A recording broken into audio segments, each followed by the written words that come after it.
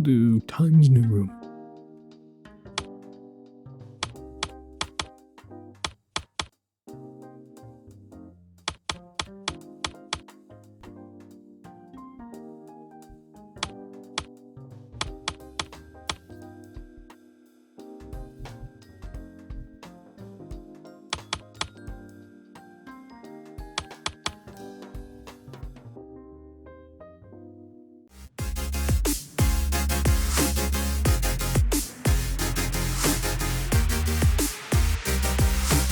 I hope you guys liked that skit because it was funnier than the entirety of Kung Fu Panda 4.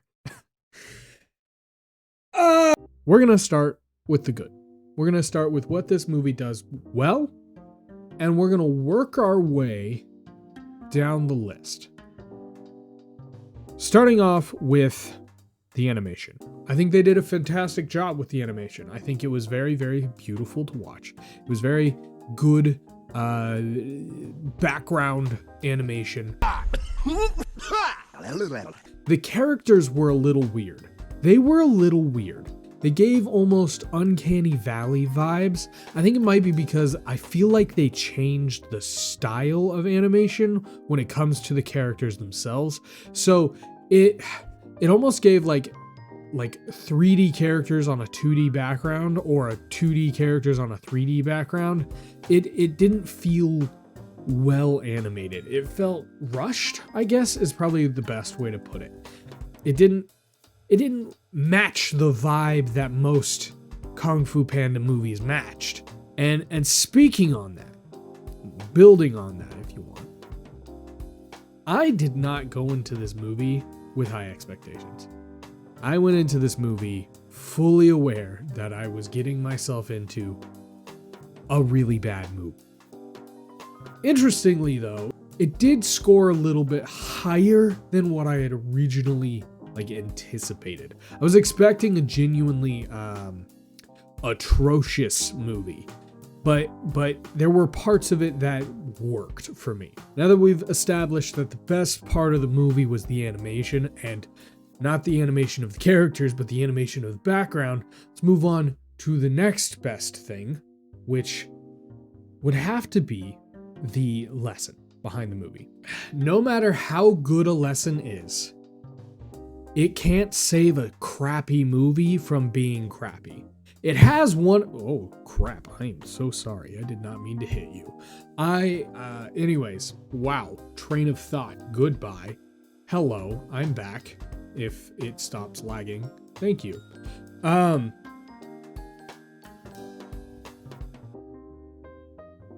The general theme of the movie is change is good. That change is okay, and it is more than okay to change as a person. And another thing that was like a equally as important lesson that was in the movie was it's never too late to do the right thing. Now, moving on from the two parts of the movies two parts of the Kung Fu Panda 4 movie that contributed any amount of good. We'll move on to the voice acting.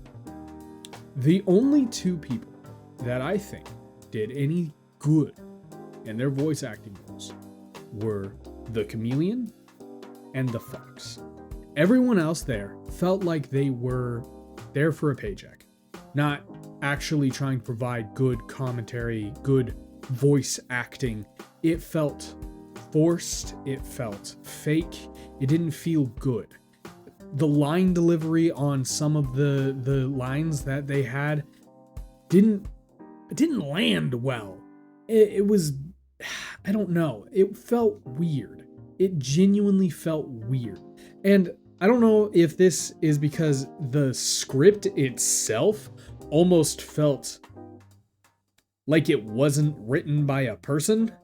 Not a single line of dialogue that Poe specifically had felt like was spoken at the same time. It felt like each line was kind of spliced together, if you understand what I mean. It didn't feel good to listen to. And I'm a very big person on vibes. And this movie did not have a people going into the movie with the intent of making a good movie. It came in with the vibes of people making a movie with the intent of making money. And yeah, no, it's just not good.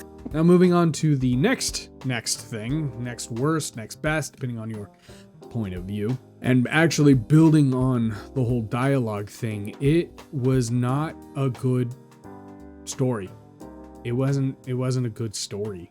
Like the plot was stupid. And I don't know, it's a kids movie. Oh no, you're criticizing. Listen, a kids movie can have a good plot. Look at Nimona. Look at Princess Bride. Look at other movies that I have covered.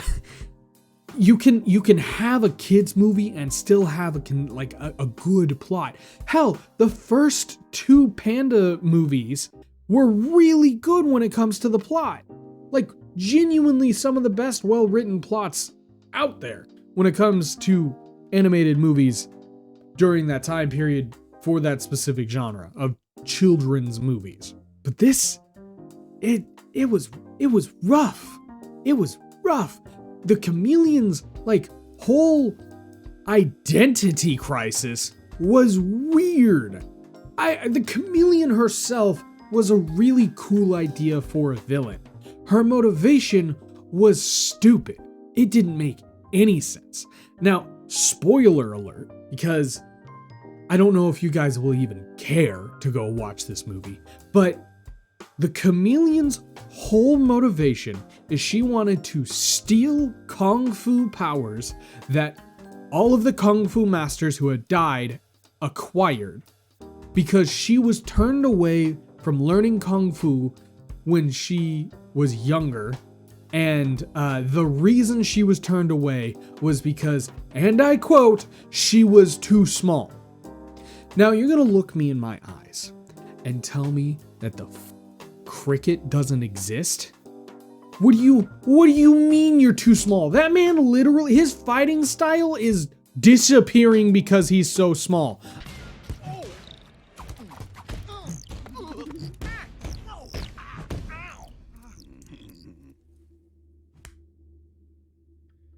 I'm sorry. I'm sorry for getting so upset. But, if you're gonna make a multi-million-dollar movie, at least make it make sense. At least have a consecutive plot that doesn't just run the mouth of... seriously, what do you mean you got turned away because you're too small? Master Shifu is smaller than you! I don't know. It was dumb. Okay, I can't, aside from saying it is dumb, I can't express what her motivations were like, because it was, at its core, it was stupid. It didn't make any sense. Moving on to my final point, and the worst part of this movie was the comedy. I don't know what is going on in Hollywood, but so many movies are falling under the same pothole of using the same joke 8 different times in a row. There were, I couldn't count on one hand the amount of jokes that were repeated more than 3 times, especially with the fish guy. First time he did it, haha, funny. That was really good. I liked it. It was funny. Second time, okay, you're getting kind of annoying, but I get it. I get it. It's haha funny. The third time, I was done. I was already finished with the joke, and I needed you to move on and do something more creative. Every single joke that was worthwhile was in the trailer. And on top of that, they didn't just do those jokes once. They did them 8 times. Those bunny rabbits, for the last half of the movie, the little kid bunny rabbits were just, oh, I'm so cute. And then they would eat people. And that was the joke. And they did, I'm not kidding you, they did that like 3 times in a row. And it made no sense. Like, ha, funny, we get it the first time, you don't need to keep doing it. Save yourself some money. Don't go and watch it in theaters. Wait for it to inevitably go to one of the multitude of streaming services. I personally don't recommend watching it. It was a solid 5 out of 10. I'm never going to watch it again. I liked certain parts of it, so I can't straight up say it was a bad movie, because there were certain parts that it did well. But not kidding you, the beginning 2/3 of the movie made no sense, was bad, and just genuinely didn't enjoy it. Poe's whole motivation didn't make any sense. The whole him needing to find a new dragon warrior didn't make any sense. And it felt like it was a forced point. Also, the Furious Five didn't make a single, not even a cameo. Like, meaning the voice actors. The characters themselves did show up for the last 2 seconds of the movie, and I don't know. It just didn't feel like a Kung Fu Panda movie. It felt like AI generated garbage, which really sucks, because I mean, Kung Fu Panda is a pretty good series. The first 2 movies, at least.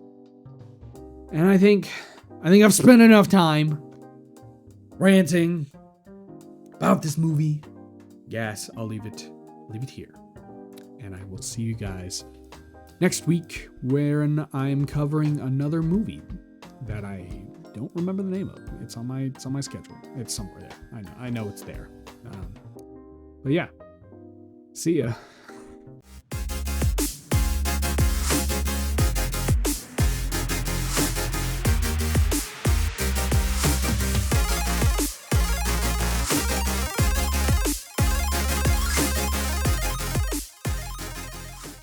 Hello. If you made it to this part of the video, you know the drill by now. I'm currently in the processes of working on things in behind the scenes, mainly recovering from getting my teeth removed. So this video will be going up a week after I've gotten my teeth removed, because I'm getting my teeth removed the day that the Boondock Saints video goes up. So let's see things to say.